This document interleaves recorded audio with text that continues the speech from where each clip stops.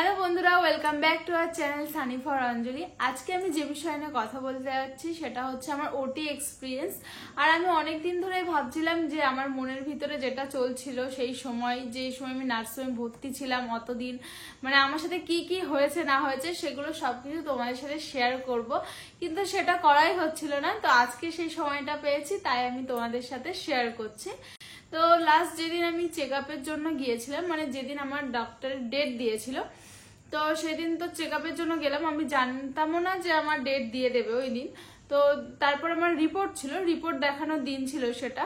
তো রিপোর্টগুলো নিয়ে যাওয়ার পরে ডক্টর মানে দাদু দেখলো, দেখার পর বলল যে মানে আমার রিপোর্টে যেগুলো নর্মাল থাকা দরকার তার থেকে একটু বেশি বেশি ছিল, তার থেকে একটু না অনেক বেশিই ছিল। তার জন্য দাদু বলল যে আর বেশি দেরি করা যাবে না, তোমার আগে আগে অপারেশনটা করে ফেলতে হবে। তার জন্য তোমার ডেটও দিয়ে দিয়েছিল, মানে আমার ডেটও দিয়ে দিয়েছিল। তো আমার তো সেদিন আমি শক হয়ে গেছিলাম যে এত তাড়াতাড়ি, মানে একটু ভয় ভয় লাগছিল।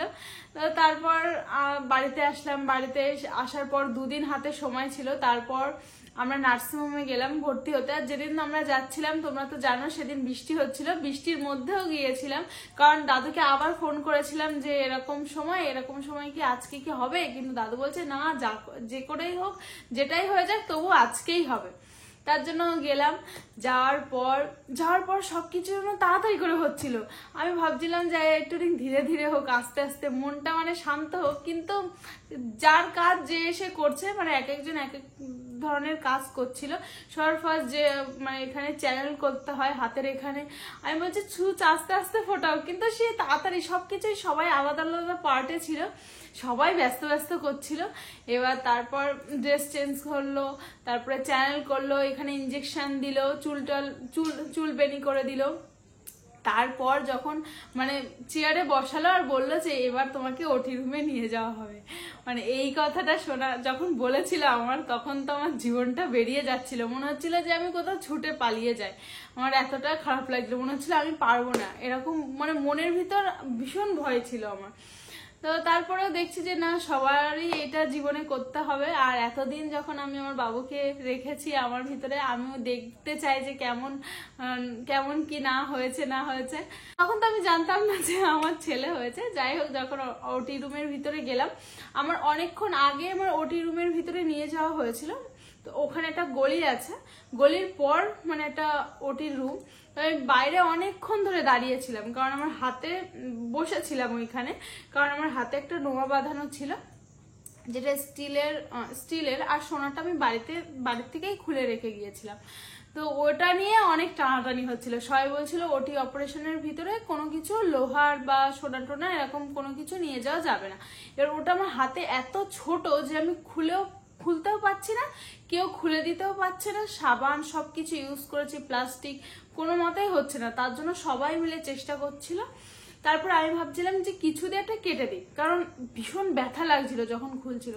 তো কাটতে তো পারলোই না, তারপর ওটা ব্যান্ডেজ করে দিল। তারপর আসলো সেই সময়টা, মানে আমি যখন বসেছিলাম তখনই আমি দেখছিলাম যে একজনের ওটি হচ্ছে এই সাইডে, আর আমার ওটিটা সামনাসামনি, মানে ওই রুমটায় আমার ওটি হয়েছিল। আর এই সাইডেও দেখছি একটা ওটি রুম আছে, সেটাতেও মানে হচ্ছে একজন। তখন তো আমার ভীষণ ভয় লাগছে, কারণ একজন ভিতরে রয়েছে যার অপারেশনটা হচ্ছে, আর পাশে কতগুলো ডাক্তার, তারপর হচ্ছে নার্স, কত লোক দাঁড়িয়ে রয়েছে, মানে এটা মানে ভীষণ ভয়ের ব্যাপার, যার সাথে হবে সেই বুঝতে পারবে। যাই হোক, তারপরে আমি রুমের ভিতরে গেলাম। রুমের ভিতরে যাওয়ার সাথে সাথে আমাকে একটা সোজা লম্বা একটা বেডের ওপরে বসিয়ে দিল, মানে বসতে বললো। এবার আমি বসে পড়লাম, এবার একটু মানে নিচু হতে বললো, আর আমার এইখানে একটা ইঞ্জেকশন দিল। আর ইঞ্জেকশন দেওয়ার পরে বললো যে তুমি আস্তে আস্তে শুয়ে পড়ো। এবার আমি আস্তে আস্তে শুয়ে পড়লাম। শুয়ে পড়ার পর তো আর দুটো ইঞ্জেকশন আমার পায়ে দিয়েছিল, পায়ে দেওয়ার পর বললো যে তোমার ডান পা উঁচু করো, এরকম বলছিল। আমি ডান পাটা, আমি ভয় এত কাজ করছিল আমার মনের ভিতরে, আমি সাথে সাথে ডান পাটা উঁচু করে দিয়েছিলাম। তখন ডাক্তার বলছে, মানে আরেকজন মানে তার পরের কাজ করতে আসছিল, মানে পরে যে স্টেপটা হবে, কিন্তু বলছে দাঁড়া দাঁড়া, ওর মনে হয় এখনো অভ্যাস হয়নি। এবার মানে হয়তো হয়ে গিয়েছিল কি হয়নি জানি না, কিন্তু যেটা বলছিলাম আমি তাড়াতাড়ি সেটা করে দিচ্ছিলাম। এবার আমি যখন তারপরে বলছে না না এতক্ষণ থাকে না, নিশ্চয়ই অবশ হয়ে গেছে, এরকম বলছিল ডাক্তাররা। মানে অনেক ডাক্তার যেহেতু ছিল, ডাক্তাররা আলোচনা করছিল। তারপরে আমি যে আরেকটা ডাক্তার মানে ছুরি কাছে এসব তো নিয়ে আসে, তারপর যখন বলছিল আসলো আরেকটা ডাক্তার, তখন আমি বলছি না না না এখনো অবশ হয়নি, এখনো অবশ হয়নি। আমি এত পরিমাণে এই কথাটা বারবার বলছিলাম যে না আমার কিন্তু এখনো অবশ হয়নি। তারপর ডাক্তার কি করলো, পা দুটো নিয়ে এরকম ঝাড়া ঝাড়া মারছিল, ভাঁজ করছিল, আবার এরকম করছিল, মানে মানে আরো বেশি ঝাড়া দিচ্ছিল, আর পাগুলো চিনচিন চিনচিন এরকম মানে এরকমটা করছিল, একদম ঝিঝি ধরলে পায়ে যেমনটা হয় সেরকমটা হলো। তারপর মানে আমার যে দাদুটা দেখে, মানে আমার যে ডক্টর, সে দাদু ঢুকলো, ঢোকার সাথে সাথে মানে বললো সবকিছু রেডি তো, তারপরে সবকিছু আগে থেকেই রেডি করা ছিল। এবার তো আসলো সেই সময়টা, যেই সময়টা মানে অবাক হয়ে গেছে, আমি সম্পূর্ণ কিছুই বুঝতে পারছি যে আমার সাথে কি কি হচ্ছে না হচ্ছে। এবার আমার এই দুই হাতটা, এই বেড ছিল, বেডের সাইডে লম্বা দুটো মানে হাত রাখার জন্য যেটা থাকে আর কি, ওখানে আমার দুটো হাত রেখে দিল। হাত রাখাটা ঠিক আছে, বাট হাত দুটো বেঁধেও দিল দড়ি দিয়ে। মানে এটা তো ভয় লাগবেই, কেউ দুই পা ধরে রেখে দিয়েছে, দুটো ডাক্তারে দুই হাত বেঁধে রেখে দিয়েছে, বাঁধার পরেও দড়ি দিয়ে বাঁধার পরেও দুজনের হাত দুটো ধরে রেখেছে। মানে মনে হচ্ছে যে আমার সাথে কি না হবে, তখনই তো অর্ধেক মানে কাজ শেষ, ভীষণ ভয় লাগছিল। এবার তারপর হচ্ছে ওইখানে যে কাঁচি দিয়ে হোক বা যেটা দিয়ে হোক কাটছে পেটের ওখানে, কিন্তু আমি সবই বুঝতে পারছি যে কাটছে করছে। আমার এমনি কোনো ব্যথা লাগেনি, কিন্তু মনের ভিতরে এত ভয় কাজ করছিল। আর তোমার দাদা আমাকে একটা কথা শিখিয়ে দিয়েছিল, মানে কথা বলে দিয়েছিল বাড়ির থেকেই, যে যখন তোমার এটা হবে, অপারেশনটা হবে, যেহেতু আমার এত ভয় লাগছে আর আমি বারবার বলছিলাম আমি মনে হয় পারবো না, আমি মনে হয় পারবো না, তাই তোমার দাদা আমাকে বলছিল তুমি যেহেতু ঠাকুরকে এত, ভগবানকে এত বিশ্বাস করো, তার জন্য তুমি ওই ওটি রুমের ভিতরে গিয়ে তুমি যে মন্ত্রটাই জানো সেই মন্ত্রটা বারবার জপ করতে থাকবে। যদি মন্ত্রটা শেষও হয়ে যায়, তাও যতক্ষণ অপারেশনটা চলবে ততক্ষণ ওই মন্ত্রটা জপ করে যাবে। এবার আমি তো ওই মন্ত্র মনের ভিতরে তো বলতেই যাচ্ছি, কিন্তু মনের ভিতরে মানে ওই মন্ত্রগুলো বললেও আমার মাথায় আরো কিছু চিন্তা হচ্ছে, মানে একসাথে দুটো জিনিস কাজ করছে। একটা মন দিয়ে আমি মন্ত্র বলছি, মন্ত্র তো মুখ দিয়ে মনে মনে বলছি, আবার ব্রেনে অন্য কিছু চলছে আমার, মানে ভয় লাগছে প্রচন্ড, আরো অনেক কিছু ভাবছি যে কি হচ্ছে না হচ্ছে। আর মাথার সামনে মানে চোখের সামনে একটা কাপড় রেখে দিয়েছিল। এবার তবুও আমি সবকিছু দেখতে পাচ্ছিলাম, হালকা একটা কাপড়, মানে সবকিছুই তুমি দেখতে পারবে আর সবকিছু বুঝতেও পারবে, কিন্তু ব্যথা লাগবে না, শুধু আমার যেটা হচ্ছিল ভয় লাগছিল। তারপর অনেকক্ষণ ধরে ধরে মানে ওইখানটায় মানে কাজ হচ্ছিল পেটের ওইখানটায়। তারপর তো মানে পাশে আমার এই পাশে যে ডাক্তারটা ছিল আমার বাম সাইডে, না এইভাবে আমি শুয়েছিলাম, আমার ডান সাইডে যে ডক্টরটা ছিল সেই ডক্টরটা এরকম পেটের ওপরে এরকম জোরে একখান প্রেশার দিল এই বুকের এইখানটায়। আর সেটা মনে হচ্ছে আমার মানে দেহের ভিতরতে কি একটা বড় অংশ বেরিয়ে গেল, এরকমটা মনে হলো, ভীষণ জোরে প্রেশার দিল, কিন্তু একটুও লাগেনি, কিন্তু আমার দেহ শুধু সব কেঁপে উঠেছিল। আর ওই কাঁপুনিটা এখন আর হয় না, কিন্তু আমি বাড়িতে আসার পরেও আমি যখন ঝিমঝিম আসবে ঘুমের আগে, যখন একটু ঝিমিয়ে পড়বো, তখন আমি এভাবে কেঁপে উঠতাম। মানে ওই যে কাঁপুনিটা আমার মনের ভিতরে এতটা ভয় কাজ করেছিল, আমি ওই নার্সিংহোমেও তো ওরকম কেঁপেছি যে কদিন ছিলাম ওখানে, তিন দিন, বাড়িতে এসেও যখন আমার একটু ঝিমঝিম পাবে ঘুমের আগে, ওরকম কেঁপে উঠতাম আমি। যাই হোক, ওই ওই ঝাঁকুনিটা হওয়ার পর মানে আমার বাবু বেরিয়ে আসলো, আর বেরিয়ে আসার পর সাথে সাথেই করে চিৎকার করে উঠলো, হ্যাঁ হ্যাঁ করে কান্না করলো। কান্না করার পরেই দাদু এসে আমার মুখের সামনে এখানে এসে বলছিল, মানে দেখালো আর বললো যে কি হয়েছে বলো, ছেলে না মেয়ে? তা না, বলছে কি হয়েছে, তা আমি বলছি ছেলে। দেখে পড়ায় বলছি ছেলে। তা আবার মানে আমি যেহেতু আস্তে আস্তে বলছি তার জন্য বলছে কি হয়েছে আবার বলো, তা আমি বলছি ছেলে হয়েছে। এবার তারপরে মানে একটা নার্সে দিয়ে দিল, সে মানে নিয়ে গেল, বাবুটাকে নিয়ে যাচ্ছে, তো আমি বুঝতে পারছি যে নিয়ে চলে যাচ্ছে, কারণ কান্না করছে। এবার দূরে যখন কান্না চলে যায় তখন তো বোঝা যায় যে সে মানুষটা চলে যাচ্ছে। তারপর আমি মনের ভিতরে সেই মন্ত্র তো জপ করেই যাচ্ছি, কিন্তু ভাবছি যে বাইরে নিয়ে গেছে বাবুকে, তাহলে বাড়ির সবাই দেখছে যে অঞ্জলির ছেলে হয়েছে, সবার রিয়াকশন কি হচ্ছে না হচ্ছে, মানে মনের ভিতরে এটা মানে ভাবছিলাম তখন যে আমার ছেলে হয়েছে, তাহলে সবার রিয়াকশন কি হচ্ছে, যে সবাই কি মনে করছে। কারণ আমি জানি যে মানে সবাই বলেছিল যে বাচ্চা হওয়ার পর সবার ফার্স্টে মাকে দেখায়, তার সাথে সাথেই হচ্ছে বাড়ির লোককে দেখিয়ে আসে যে কি হয়েছে না হয়েছে। তার জন্য আমি সেইগুলো ভাবছিলাম। এবার যে আমার বাবুকে দেখানো হয়ে গেল, তারপরেও না অনেকক্ষণ সময় লাগে সেলাই করতে। আমার যেহেতু সেলাই, তার জন্য ওগুলোতে অনেক সময় লাগছিল। আর সেই সময়টুকানিকে আমি ওখানে থাকতে পারছিলাম না, আমার গা হাত পা থরথর থরথর করে কাঁপছিল। আর আমি শুধু ভাবছিলাম যে আমার এই রুমের ভিতর থেকে আমাকে কেউ বার করে দিক, তাহলে আমি বেঁচে যাবো, নাহলে আমি মরে যাবো, এরকম মানে এরকমটাও ভাবছিলাম আমি। এবার যাই হোক, সেই সময়টা আর পারই হচ্ছিল না। তারপর অবশেষে অনেকক্ষণ পর গিয়ে সেই মানে কাজটা শেষ হলো। আর তার মাঝখানে শেষ হওয়ার আগে মানে কারোর ফোন এসেছিল, একটা রিংটন হচ্ছিল, রিংটনে একটা গান বাজছিল। তো যখন এই গানটা বাজছিল তখন আমার একটু রিল্যাক্স হচ্ছিলাম, কিন্তু না হলে আমার মানে ভীষণ ভয় লাগছিল। যাই হোক, ওই রুমের থেকে আমাকে মানে নিয়ে যাওয়া হলো। বাইরে যখন নিয়ে যাচ্ছে তখন আমি মানে ওই রাস্তাও যেন শেষ হচ্ছে না, যে গলিটা আছে ওই গলিটাও যেন আমাদের শেষ হচ্ছে না। তারপরে ও একদম পুরো বাইরে বেরিয়ে দেখলাম যে আমার বাড়ির লোক সবাই রয়েছে ওখানে। তারপর যে আমার লিফটের মধ্যে নিয়ে যাওয়া হলো, সেই মানে অন্ধকার, মানে কারেন্ট চলে গেল। তারপর ওইখান থেকে নিয়ে যাওয়ার পর আমার একদম যেখানে আমি ছিলাম 3 দিন, সেই রুমে নিয়ে যাওয়া হলো।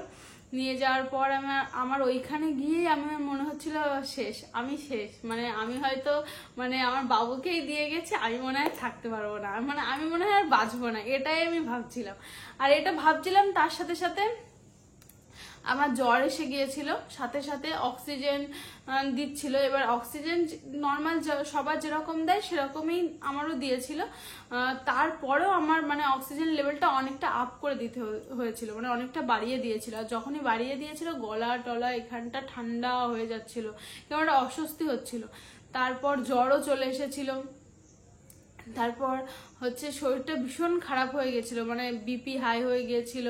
তারপর হচ্ছে হার্টবিট মানে করছিল না, মানে অনেক কমে গিয়েছিল। তারপর হচ্ছে পালস আসছিল না আমার, মানে এখানে যেটা দিয়ে করে সেটা আসছিল না। একসাথে অনেক কিছু হচ্ছিল। এবার আমি তখনও ভাবছি আমি মনে হয় বাঁচবো না, এরকমটা ভাবছি। আর তখন চোখ দিয়ে জল বেরোচ্ছিল না, কিন্তু তখন শুধু ভাবছি যে আমি মনে হয় আর বাঁচবো না, এরকম কথা ভাবছি। আর তারপর হচ্ছে দাদু তারপরে দেখছিল যে দাদু টেনশনে পড়ে গেছে। আর আমি যখন শুয়ে রয়েছি তখন আমি দেখছি যে দাদু বারবার পালস চেক করছে, তারপরে হার্টবিট চেক করছে। আমি ভাবছি একবার চেক করছে ঠিক আছে, কিন্তু 2বার চেক করছে তবুও ঠিক আছে, কিন্তু সেকেন্ডে কেন মানে সেকেন্ডে কেন আমাকে চেক করছে যে আমার পালস বাড়লো না বাড়লো। তারপর দেখছে পাশে তো একজন নার্স থাকে, দাদু নার্সের দিকে তাকাচ্ছে, নার্স দাদুর দিকে তাকাচ্ছে, আর দুজনের চোখ মোটা মোটা হয়ে যাচ্ছে।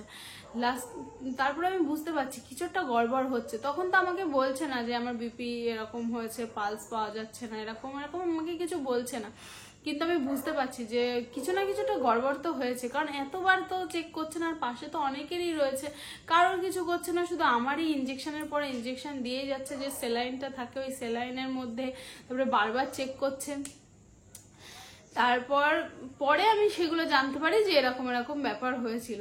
আর দাদু অনেক ভয় পেয়ে যাচ্ছিল যে এটা কি হলো না হলো। তো যাই হোক, ওই এক্সপিরিয়েন্সটা আমার ভীষণ বাজে এক্সপিরিয়েন্স। মানে সেদিন তো আমার ভীষণ শরীরটা খারাপ ছিল, আর আমি সেদিন ভাবছিলাম যে আমি মনে হয় বাঁচবো না, এরকম ভাবছিলাম। কিন্তু পরের দিন যখন সকাল হলো তখন নিজেকে অনেক সুস্থ মনে হচ্ছিল। সকাল হতে হতে আমি একদম পুরো সুস্থ হয়ে গিয়েছিলাম।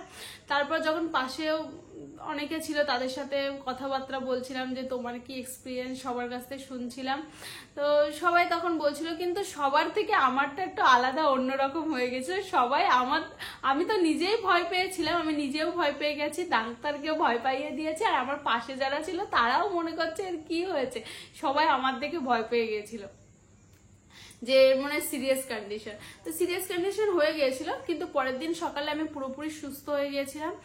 আর পরের দিন সকালের পর থেকে সবার সাথে যখন কথাবার্তা বলছিলাম, গল্প করছিলাম, যেহেতু অনেকে ছিল, তো তারপরে থেকে আমি পুরোপুরি সুস্থ হয়ে গিয়েছিলাম। মানসিক দিক থেকে আমি পুরো সুস্থ হয়ে গেছিলাম। মানে যে মনের ভিতরে যে ভয়টা ছিল যে আমি মনে হয় বাঁচবো না, এইসব এত কিছু মাথার ভিতরে চলছিল, সেগুলোর কিছুই হচ্ছিল না। আর আস্তে আস্তে আস্তে আস্তে সবাইকে যখন দেখছিলাম যে সবাই মানে ফার্স্টের দিন তো মানে ভীষণ ব্যথা থাকে, ফার্স্টের দিন বোঝা যায় না যে কোথায় ব্যথা না ব্যথা, সেকেন্ড দিন প্রচন্ড ব্যথা থাকে, ওঠা যায় না বেডের থেকে। কিন্তু তারপর যখন দেখা যায় যে আমার পাশে আর একজন, সে তো মানে আমার থেকে একটু বেশি ওঠার চেষ্টা করছে, সে আমার থেকে বেশি হেঁটে বাথরুম পর্যন্ত যাচ্ছে, তখন তার দেখে না সাহস বেড়ে যায় যে ও যখন পাচ্ছে তাহলে আমি কেন পারবো না। তার জন্যই আমিও মানে তাড়াতাড়ি সবার দেখে আমিও তাড়াতাড়ি সেগুলো করে ফেলছিলাম। মানে এমনি তো ওইটুকানি ব্যথা যদি আমার বাড়িতে হতো, আমি মনে হয় না আমি কোনোদিন বেডের থেকে নিচে নামতে পারতাম। কিন্তু আমার যেভাবে অপারেশনটা হয়েছে, সবার সেখানে একইভাবে অপারেশন হয়েছে, কিন্তু সবারকে দেখে আমার মনে সাহস আসছিল যে ও পারছে, আমি কেন পারবো না। তা এবার সবাই সবার দেখে মানে মানে সাহস পাচ্ছিল আর কি। এইভাবে সবাই আমরা মানিয়ে নিয়েছিলাম, আর 3 দিন ওখানে ওইভাবেই চলছিল। যাই হোক, প্রথমে তো আমার প্রচন্ড ভয় লাগছিল, কিন্তু পরে গিয়ে দেখলাম যে একদমই নর্মাল ব্যাপার। আর তোমরা যারা মা হতে যাচ্ছ, মানে এই এক্সপিরিয়েন্সটা তোমরা যারা শুনছো, তাদের কোনো ভয় পাওয়ার দরকার নেই, কারণ আমি ওটা ভয় পেয়ে গিয়েছিলাম। আর ভয় না পেলে ওটা কোনো ব্যাপারই না, শুধু ভয় পেলেই তোমার হচ্ছে অবস্থা খারাপ হয়ে যাবে, না হলে ভয় না পেলে কোনো অসুবিধাই হবে না, কারণ তুমি ব্যথা কোনো কিছুই তুমি বুঝতে পারবে না, একদম পুরো নর্মাল ব্যাপার। কিন্তু যদি মনের ভিতরে ভয় থাকে, তাহলে তোমার কোনো কিছু না থাকা সত্ত্বেও তোমার অনেক কিছু হয়ে যেতে পারে। তার জন্য মনের ভিতরে সাহসটা থাকার দরকার, সাহস থাকলে কোনো কিছুই হবে না। যখন আমি নার্সিংহোমে ভর্তি হব, তার আগে আমরা বাড়িতে তো সবাই আলোচনা করে যে কোথায় ভর্তি হবে, কি কোন রুমে মানে হবে না হবে, সেগুলো যখন মানে এই আলোচনা হচ্ছিল, তখন তোমার দাদা একবার বলছিল যে তোমার জন্য অঞ্জলি, তোমার জন্য কি কেবিন নেবো, এরকম কেবিন নেওয়ার কথা বলছিল। কিন্তু তারপর যাই হোক, ওটা নেওয়া হয়নি, আমরা সবাই যেখানে ছিল সেখানেই ছিলাম। লাস্টে যখন দেখলাম যে কেবিনে থাকলে আমি অত তাড়াতাড়ি সুস্থ হতামও না, এটা একদম পুরো বাস্তব কথা, একদম পুরো সত্যি কথা। কারণ আমি যখন পাশের কাউকে দেখছি যে ওইভাবে সে হাঁটাচলা করছে, ওইভাবে সে উঠছে, একা একা মানে ঘোরার চেষ্টা করছে, সাইড হওয়ার চেষ্টা করছে, তখন মনের ভিতরে অটোমেটিক সাহস চলে আসে, কাউকে বলার প্রয়োজন পড়ে না যে আমি তো হচ্ছি তাহলে তুমি কেন পারবে না, এরকমটা মানে বলা লাগে না, নিজের থেকেই আসে। আর সেটা যদি আমি কেবিনে আমি থাকতাম, তাহলে আমার মতে মনে হয় না আমি 3 দিনে পুরোপুরি অতটা সুস্থ হয়ে যেতাম, আর আমি একা হাঁটতে পারতাম, কোনো মতেই পারতাম না। তার জন্য সবার সাথে থেকে ওইটা আমার সব থেকে ভালো হয়েছে। যেটা বাড়িতে আমি ভাবছিলাম, মানে আমি না, তোমাদের দাদা ভাবছিল যে কেবিন নেওয়ার কথা, আর কেবিন নেওয়ার কথাটা তোমাদের দাদা ভাবছিল কারণ আমার সাথে থাকতে পারবে, তার জন্যই ওটা ভেবেছিল। যাই হোক, তারপর আমার ছুটি হয়ে গেল 3 দিন পর। 3 দিন পর ছুটি হয়ে যাওয়ার পর 3 দিনের দিন আমি অনেকটাই সুস্থ হয়ে গেছিলাম, একা একাই হাঁটতে পারছিলাম, সবকিছু করতে পারছিলাম। বাড়িতে এসে আমি একটু মানে 1 দিন কি 2 দিন পর আমি যেহেতু দেখছি সবকিছু হাঁটতে পারছি, তাহলে মনে হয় নর্মাল হয়ে গেছে। কিন্তু না, ব্যথার সেলাই থাকাকালীন আর 6 মাস পর্যন্ত রেস্ট দিতে হয় ডাক্তার বলে। কিন্তু আমি ভাবছি যে 3 দিনই আমি পুরো সুস্থ হয়ে গেছি, কিন্তু সেখানে সুস্থ তো হয়নি পুরোপুরি। তারপর আমার মানে যেহেতু আমি ওঠানামা অতবার করেছি, তারপরে সিঁড়ি দিয়ে বারবার ওঠানামা করেছি, তারপরে বাড়িতে মানে অনেক জোরে জোরে হেঁটেছি, তার জন্য আমার পরে একটু প্রবলেম হয়েছিল। তার জন্য কেউ অপারেশনের পর বাড়িতে এসে ওইভাবে লম্ফঝম্প করে বেড়াবে না, আমি যেভাবে লম্ফঝম্প করেছি, তার জন্য আমার আবার মানে কষ্ট সহ্য করতে হয়েছিল। যাই হোক, এগুলো আমি প্রথমবার, আমি যেহেতু মা হয়েছি, প্রথমবার আমি এগুলো জানতে পারলাম যে এইগুলো হতে পারে। তার জন্য সেগুলো তোমাদের সাথে শেয়ার করছি, তাতে তোমাদেরও সুবিধা হয়। আর এটাই হলো আমার ওটি এক্সপিরিয়েন্স। সেকেন্ড দিন যখন তোমাদের দাদা আমাকে ফোন দিয়ে এসেছিল, পরের দিন সকালবেলা, তখন যেদিন ফোন দিয়ে আসলো, তখন আমি মানে তোমার দাদা যখন দেখা করতে গিয়ে ফোনটা দিয়ে এসেছিল। তো যখন আমাকে দেখা করতে গিয়েছিল, তখন আমি তোমার দাদার সামনে অনেক কেঁদেছিলাম, কারণ ভীষণ কষ্ট হচ্ছিল, মনের ভিতরে অনেক কষ্ট ছিল। তা সেগুলো কাউকে বলতে পারছিলাম না বলে কষ্টটা আরো বেশি হচ্ছিল। তাই তোমার দাদাকে যেহেতু দেখছি পাশে অনেক লোক আছে, কাজ না করলে সবাই কি ভাববে, কারণ কেউ কাঁদছিল না, সেখানে আমি একা কাঁদছিলাম বোকার মতন। এখনো আমার কিরকম বোকা বোকা মনে হয়। যাই হোক, যখনই তোমার দাদা গিয়েছিল তখনই আমি কান্না করছিলাম, আর তোমার দাদা বলছিল যে তুমি বলে ফেলো, মনের ভিতরে যে কষ্টগুলো আছে সেগুলো বলে ফেলো। কিন্তু আমি বলতেই পারছিলাম না আমার সাথে যে এইগুলো হয়েছে। এখন আমি কি সহজভাবে তোমাদেরকে বলে দিলাম, কিন্তু তখন সেই কথাগুলো আমি বলতেই পারছিলাম না। মানে আমার মনের ভিতরে এত কষ্ট ছিল তখন, মানে এত ভয়, মানে এত কষ্ট লাগছিল। যাই হোক, তোমাদের দাদার সাথে বলার পর, তারপর আস্তে আস্তে মার সাথে বলার পর, বাড়ির সবার সাথে বলার পর, এতদিন যাওয়ার পর মনে হয় কি এগুলো কোনো ব্যাপারই না, শুধু মনের ভিতরে ভয় ছিল, তার জন্য এত কিছু হয়েছিল আমার। আর দাদু পরের দিন বলে যে আজকে একটা অপারেশন করলাম, যা থাইরয়েড আছে, তারপরে কোলেস্ট্রল আছে, টিউমার আছে, এত কিছু থাকা সত্ত্বেও সে পুরো নর্মাল, আর তোর কোনো কিছু না থাকা সত্ত্বেও তুই এত কিছু বাদিয়ে দিয়েছিস। আমি টেনশনে পড়ে গেছি। আজকে এত জন্ম আমি ডাক্তারি করছি, 5-6 বছরের মধ্যে আমি এরকম পেশেন্ট আমি জীবনে কোনোদিন দেখিনি, যার কোনো কিছু না থাকা সত্ত্বেও এত কিছু বাদিয়ে দিয়েছে।